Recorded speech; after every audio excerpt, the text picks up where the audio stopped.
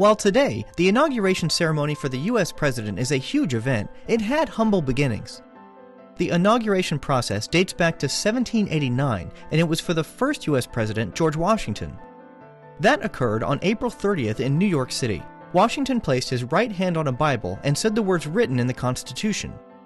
At the end, he added his own personal touch, stating, "So help me God," which has become a tradition as every president since then has said those same words.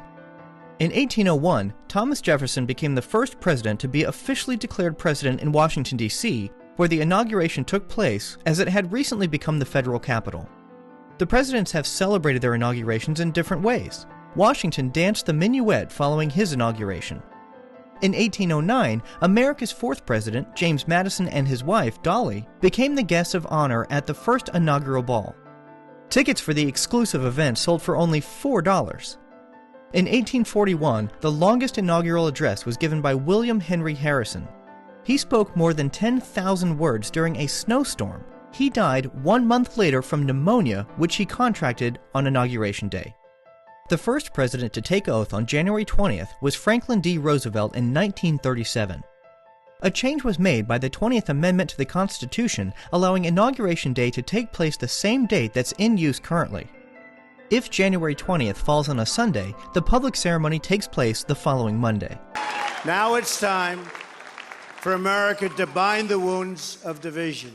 Have to get together.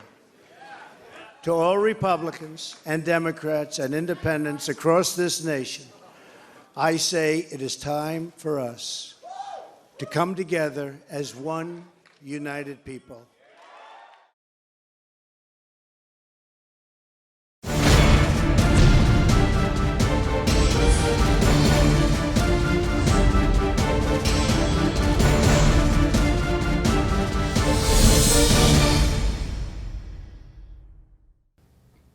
Good morning, Bridgeport High School. Today is January 20th, 2017, Inauguration Day of the 45th President of the United States of America, Donald Trump.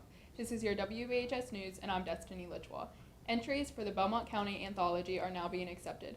Please see Mrs. Kidwell or Mrs. Porter for more information. Entries must be submitted to Mrs. Dougherty by February 1st. And I'm Haley McFarland. The state of Ohio allows opportunities for high school students to obtain college credits.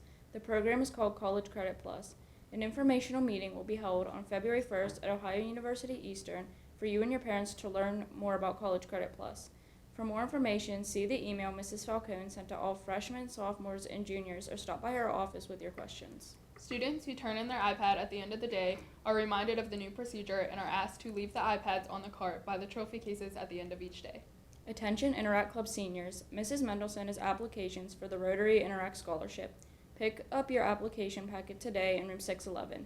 Deadline for applying is February 15th. And I'm Dylan Okoski with your sports. The freshman girls basketball team has their final game of the season this afternoon at home against Buckeye Local. The game begins at 4:30. The Bulldogs play Buckeye Local tonight at home. The JV game begins at 6. The Lady Dogs will be on the road Monday evening with the game against the Purple Riders of Martins Ferry. The wrestling are taking part in the annual OVAC wrestling tournament at West Banco Arena today, and approximately 304 matches held last night and another 168 matches scheduled for tonight. We will have complete wrestling results on Monday. The OVAC annually presents Mr. Matt Award to an individual who has distinguished themselves in the field of wrestling. The award has been presented 42 times since 1976, and 8 Bridgeport High School graduates have been honored with the award. And I'm Hannah Petrosky with some positive news. A nonprofit organization has been learning a cheaper way to remove tattoos from inmates and general public to help get jobs. In Detroit, 65,000 street lights illuminate exciting new growth in the city. In New York, the governor proposes free tuition to the middle class to help with the back-breaking expenses. Police rescued over 6,000 turtles in the largest wildlife bust in the nation. I'm here with Trevin, Fabi, and Candace on this week's edition of Senior Spotlight. What's your favorite TV show? Gossip Girl. If you had to give up one of your 5 senses, which one would it be and why? I'm going to have to say I would give up taste because smell does its job for it, and it's the most useless one. What's your favorite food? Chicken Alfredo. If you could have chosen your name, what would it be and why? Emma, because I think it's really cute. Who's your favorite teacher? Life. If you had to pick a color to describe you, what would it be? Orange. What's your favorite social media? Twitter. What's your favorite movie? Shawshank Redemption. If you could have one wish, what would it be and why? I would want to be like Carly McCardo because she's short and she's always happy. She's like a fireball of happiness. What's your future goal? Traveling nurse. I want to meet the world. What's your future goal? To be a physical therapist. What are your future goals?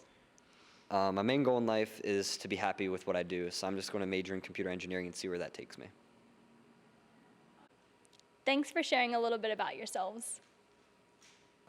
And I'm Lauren Neer with your weather. Today there is a chance of rain with a high of 55 and a low of 50. Tomorrow it will be partly cloudy with a high of 62 and a low of 48. Sunday it will be cloudy with a high of 56 and a low of 39.